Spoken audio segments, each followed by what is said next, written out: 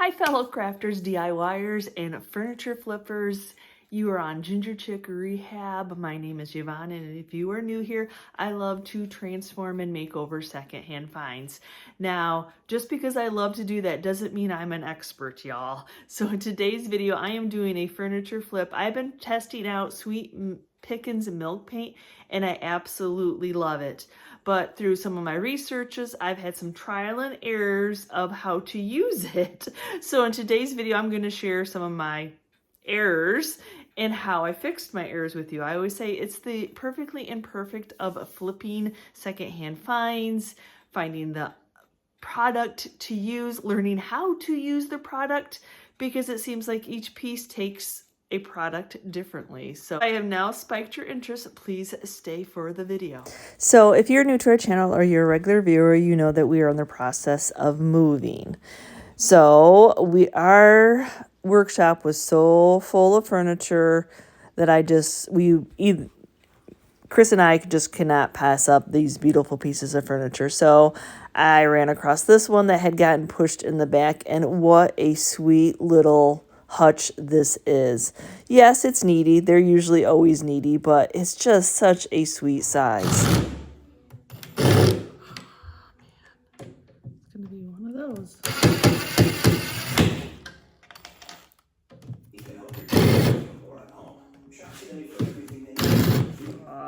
It's gonna be one of those, y'all. Nope. Nope. Yes, it's going to be one of those pieces where the screws are not going to easily come out. They're a weird shape. The screw heads are squarish and then rounded, and so it was not easy as just taking a drill and screwing them off. I had to use a flat head, but of course Chris has to come and show me up, and how he's like, here, just let me do it. I can take them out for you faster than you. Yeah, he probably can, but if somebody's going to help me do something, I'm never going to turn them away.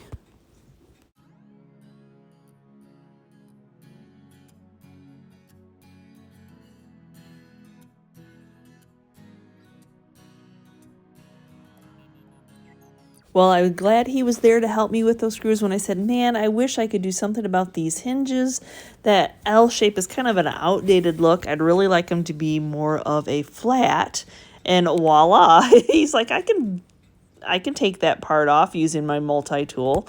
Thank you. It's little things like hardware, like the hinges or this pole, just makes an item look a little bit more outdated. So I'm going to be replacing these also. But first of all, I need to take them off. Now, there was a broken piece on this when we bought it, which was perfectly fine because at least the piece was still there. You can fix it if the piece is still there. It's a little bit more challenging if the piece is missing. So all I'm going to do is just get it re-glued, and then Chris is going to come over and do a brad nail on it just to hold it in place. It's kind of a weird area for a clamp, and I want to continue to work on it. So I'm a fan of the quick Titebond glue. It just all depends on what one you want to use and then trying to get it to go the right way. Also a piece of decorative molding along the front of this, and structurally it does really nothing. And I'm not going to bother putting it on. I'd rather have a little bit more of a classic look, so I'm going to go ahead and get those nails removed.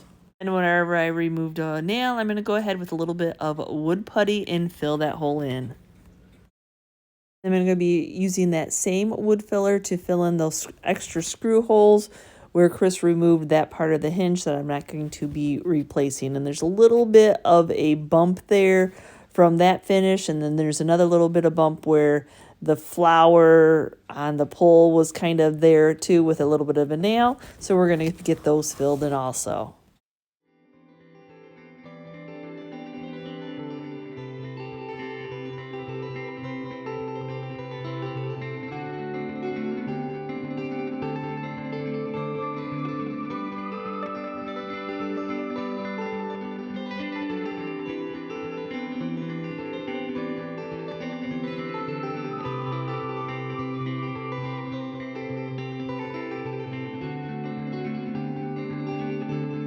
Started my process to scuff sand the piece. Scuff sanding helps your paint adhere, takes off that top coat, gets rid of any little small dents or marks that may be in the wood.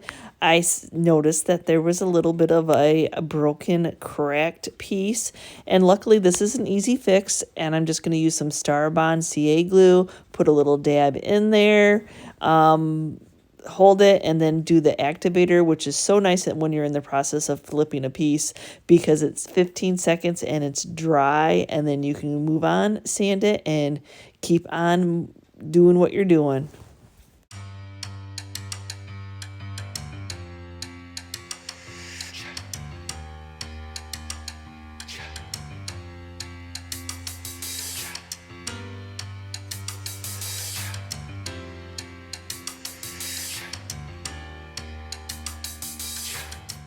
Not every area am I able to get that sander in.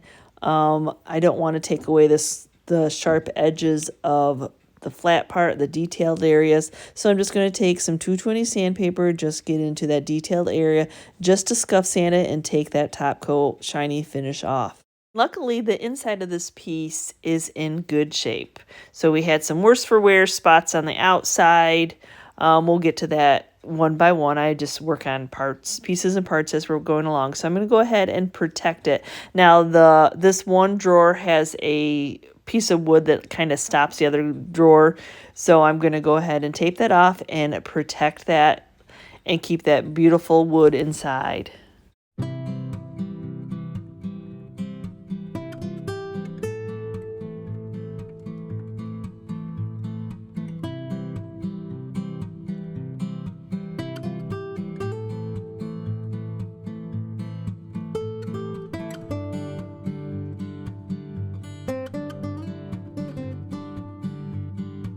In the inside of the drawer, I'm thinking that maybe a glue was spilt.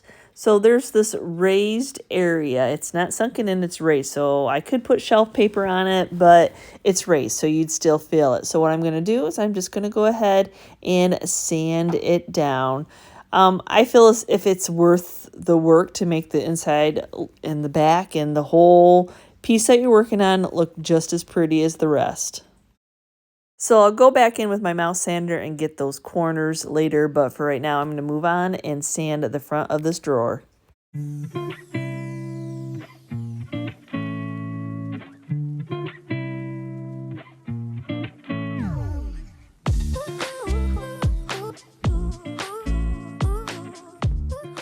So I do not know if this is water damage, if it's a chemical like bleach, I'm not sure, but you can see where it is lightened and it's soaked up, the watermarks, but it also has some droplets all the way up on this little hutch. I have no idea, so I hope that it doesn't cause me any problems when I go to paint this piece. But I have that same little lifting here where a piece is coming apart, so same thing, CA glue, trying to fill it, get it into that crack. Spray a little bit of the accelerator on it, hold it down for 15 seconds, and it should be good and adhered. I only have one more problem area. There's a split between the wood. It was pieces of wood that made up the sides, and it's just on the one side just a little bit, so I'll do some wood filler before proceeding to scuff sand this also. Here's where you can really see where that water, bleach, substance, whatever, left little dots on the side. And also on the top, you can see all the water damage marks. Maybe it was in the laundry room. I don't know if we really knew the history of the pieces that we made over, but I'm happy to give it new life. So let's just get this sanded up so we can start painting on this.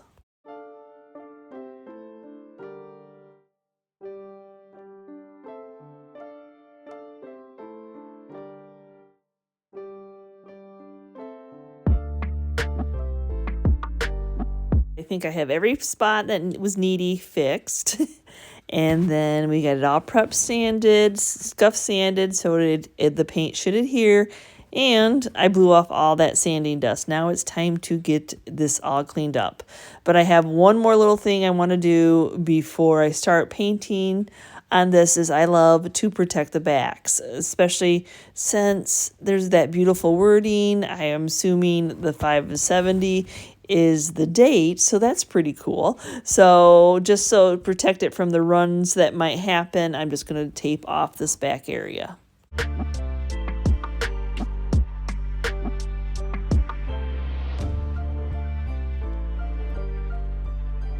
And once my water is dry, the piece is dry from cleaning it, I'm going to go ahead and seal everything in with a few coats of shellac. So this is going to even out the porosity. You can see where when you sand it, you get a little bit more down into the wood. There's still a little bit of stain on there. Maybe there's a little bit of top coat, and hopefully it'll help any bleed through that might happen if you're going to paint your piece light colored.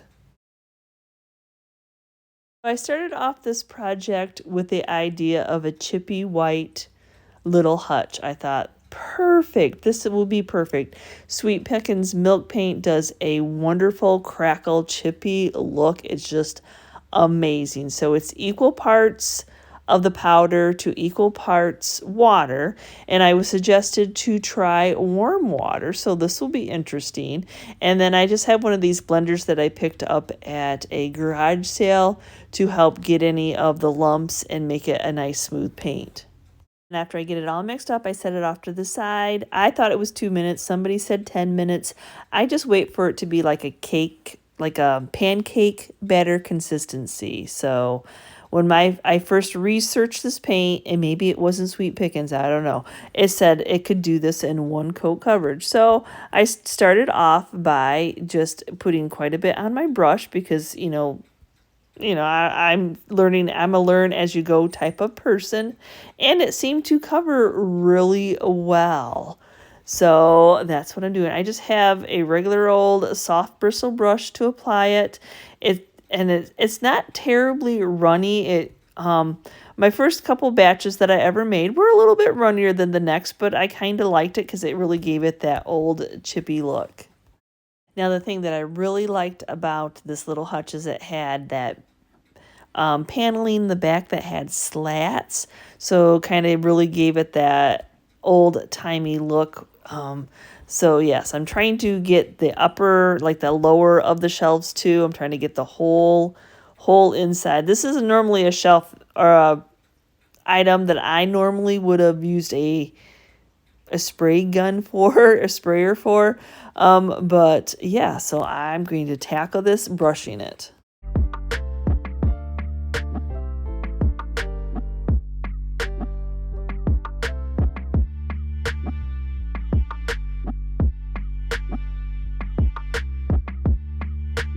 Now the sides and the rest of it, I'm liking the coverage, but when it came to the shelf, I'm like, it's just not covering as well with one coat, because now I've learned that you need to do 2 coats. Probably should have put it on thinner. Note to self, remember next time.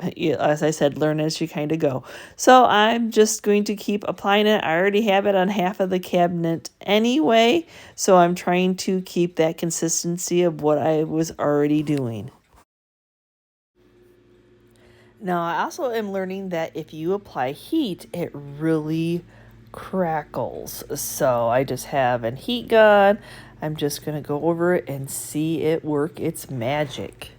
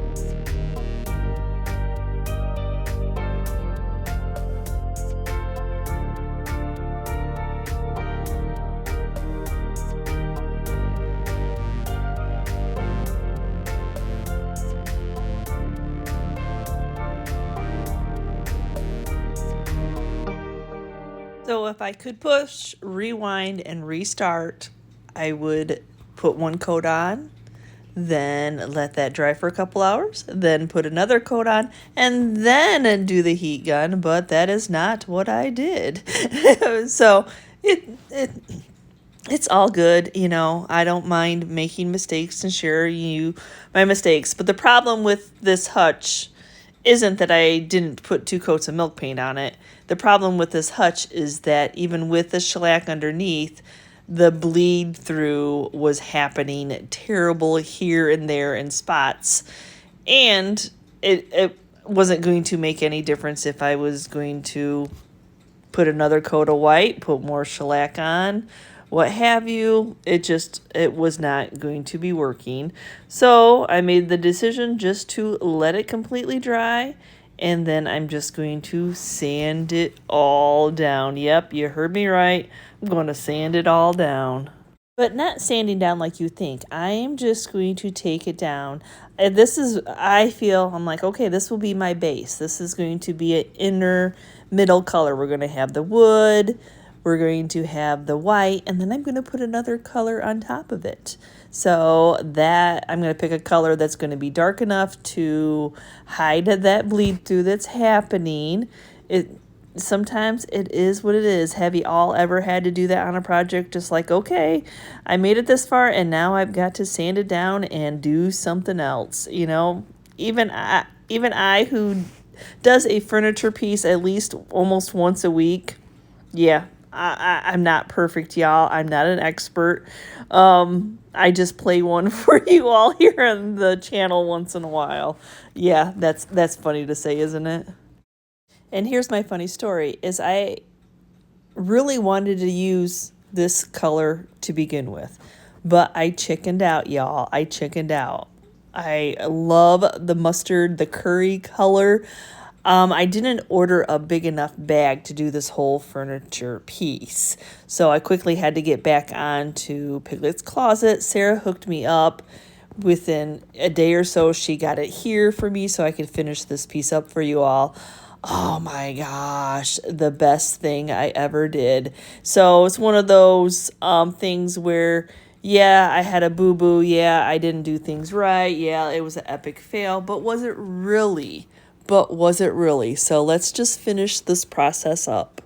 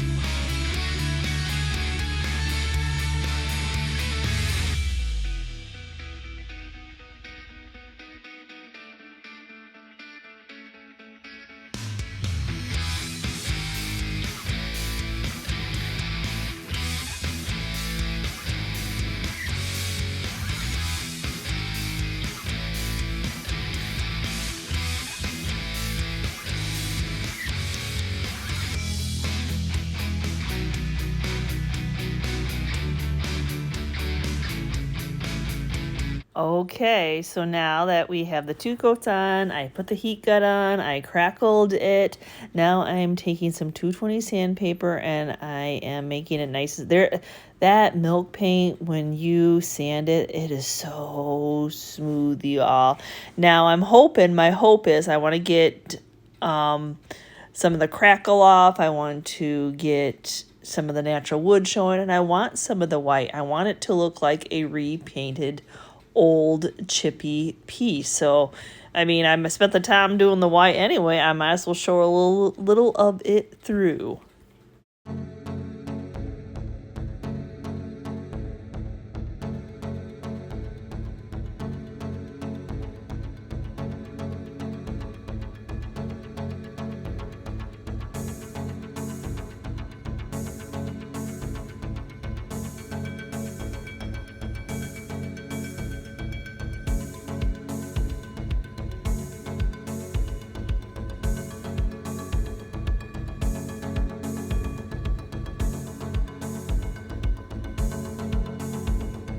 So if you're loving this curry color already, just you wait.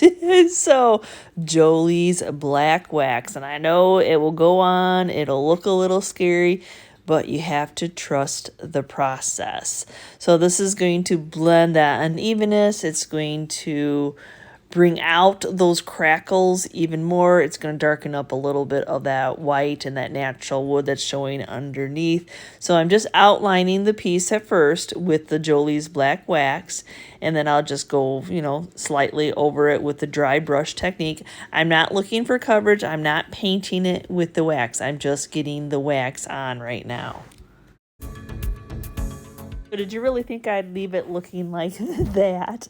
No, now I'm taking some Varathane natural clear wax and just a cut up piece of drop cloth, and now I'm going to blend it in all together. This is that perfectly imperfect. It's supposed to look old. It's supposed to look weathered. If that's not your taste, I guess turn the channel. That is your option. But I am absolutely loving how this is turning out.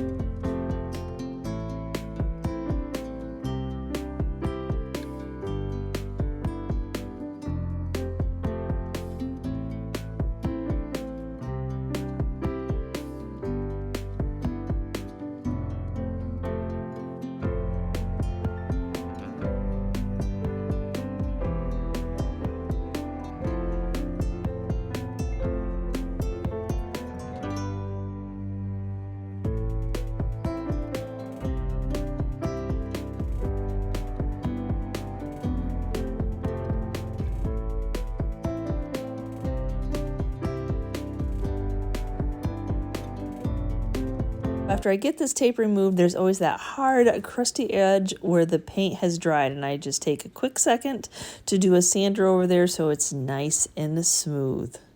Now what do you do with the hardware? The hardware needs a little bit of help, but I don't want to make it look completely new. I made an aged piece, so I want my hardware to look aged. So I'm just using some of the Rub and Buff in the ebony color.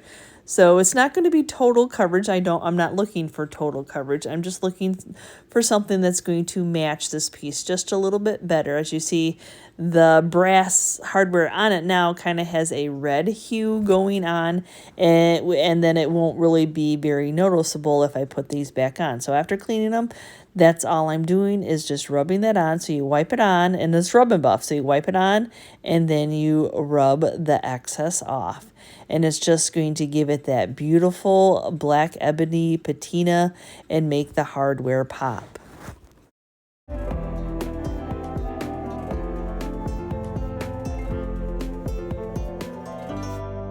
Going to my stash, I found some other knobs to replace those poles, colored them up. That's the nice thing about having a stash. You have plenty of options to choose from. Sometimes I have to buy, but most of the time I just get to use what's in my stash. But I'm super excited that Chris was available to cut that long piece off that made these hinges look like an L. I didn't have anything I could replace them with. As you notice, they're very skinny. So now it's time to put this all back together. And the more I'm editing and I'm looking at that color, I'm like, oh my goodness, where can I fit this in the new house? But before putting it all back together, I want to freshen up the inside. So I just have some of the Howard's Citrus Natural Wax and Clear, running it along the rungs. That's going to help that drawer slide in and out and just freshen up the inside. This is an older piece. It's been sitting around for quite a while, longer than I'd like to admit, in our workshop, and just get it all freshened up. I still do have a little bit of work to do with the inside of the drawer where I sanded it down. And for that, I'm just going to be using some of the Howard's Restore and Finish, and that's just going to stain it up nicely. So I know it'll probably look like, oh no, where it got darker in here and there. Don't worry, it'll even itself out. I'm just going to keep, it's always hard to trust the process. It's so easy to panic and get worried I mean, I do it to myself too. So I just know, like, oh, trust the process. It's okay. It's dry. It's absorbing in. It'll be all good. And after that is dry, I'm just going to use a little bit more of the Howard Citrus Wax and the natural and get this all sealed in. And it'll just give it a nice finish. That stuff will just glide right off of it and protect it.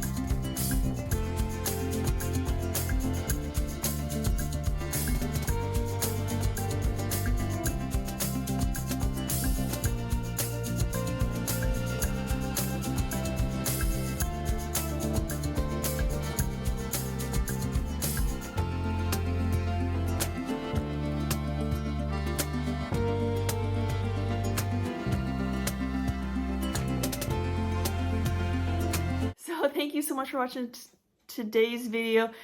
Yes, so on my first research of sweet pickings, or I guess just milk paint in general, it didn't tell you to apply more than one coat. I mean, there was areas through all the other items I had used it on that I needed to, like, here and there dab it, what have you. I love that viewers help me out, because not always when you go searching on the interweb do you find the information you need, or you find the wrong information. So in case of one coat coverage white, yeah, that was not going to happen. And do you prime? Do you not prime? How do you seal that all in? I could have, you know, you never know. You think, okay, 2 coats of shellac should be good. I should be good to go. But then I had bleed through, and then the white just looked like a hot, thin mess. So thank you to that curry color. Oh my goodness. And that was my first thing. I wanted to do the curry color, but I was scared. I too get scared because I've been a black and white girl. So testing out colors, you know, when I started my own home and decorating my home, I was a primitive. I was the dark mustards, burgundies, the navy blues, the hunter greens. I know you're all surprised by that, aren't you? So getting back into them because they're classic. It's like the black and the white. They are classic colors. They, you know, people who decorate with them, and they stick to it, and they are happy to find another piece.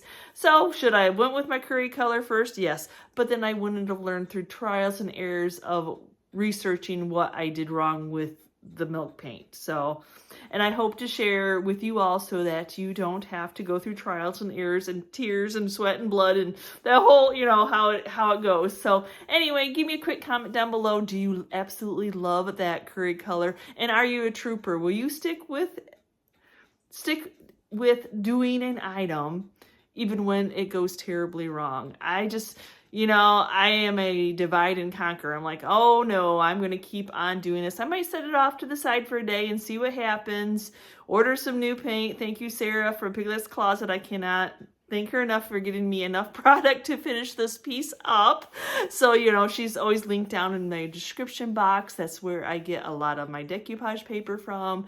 And I get all my Sweet Pickins milk paint from there. And she sent me lots of color samples so I can pick out some more. So again, thank you for watching today's video, and I hope I have inspired you to keep on keeping on, you know, doing that imperfectly perfect of flipping secondhand finds. Thanks again for watching, guys, and as always, if you're part of our YouTube family, thank you so much. And if you have not checked out our new channel, our second channel of The Journey, behind the scenes, moving a shop, starting up a new life, being empty nesters. There's just so much on that channel. If you want to see the behind the scenes of Ginger Chick Rehab, pop over. The link is down in the description. And we will see you next time, guys, and you can see what we're up to. Bye.